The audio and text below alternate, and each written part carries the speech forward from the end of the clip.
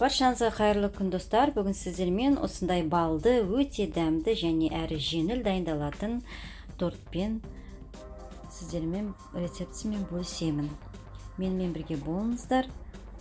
Менің каналыма тіркеліп кетіңіздер. Ол үшін бізге сары май қажет. Сары май, секер және мед керек. Осы үш ингредиентті барлығын ерітіп аламыз барлығын.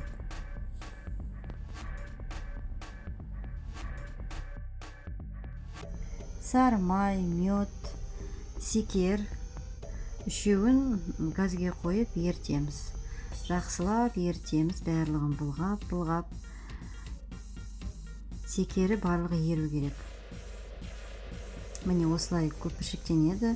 Содан кейін бір шай қасық ас содасын қосамыз. Сосын барлығын бұлғаймыз. Осылай қызарғанша, қоңырлай болғанша барлығын араластырамыз. Содан кейін 2 жұмыртқа қосамыз.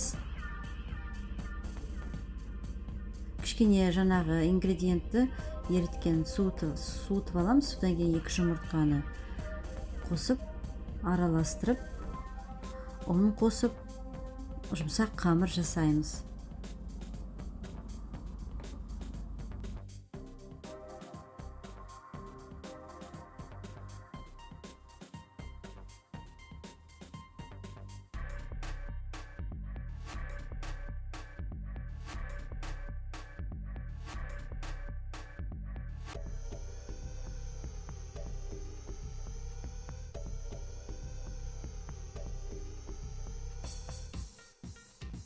Содан кейін ұн салып, осылай жұмсақ қамыр жасаймыз.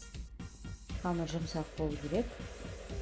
Содан кейін осы дайын болған қамырды илеп 8 бөлікке кесеміз. Менде 8 қоржық шықты. Осыдан 8 бөлікке бөлдім.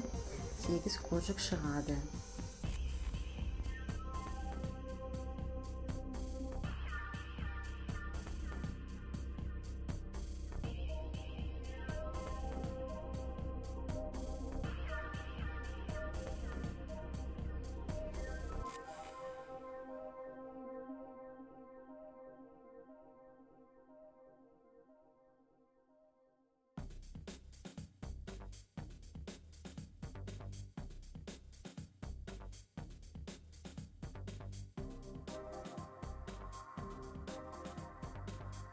Содан кейін крем дайындаймыз. Мен ол үшін сары май алдым. Жұмсақ болып тұрған сары май.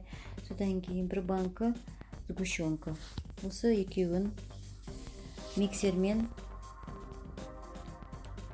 араластырып крем жасаймын.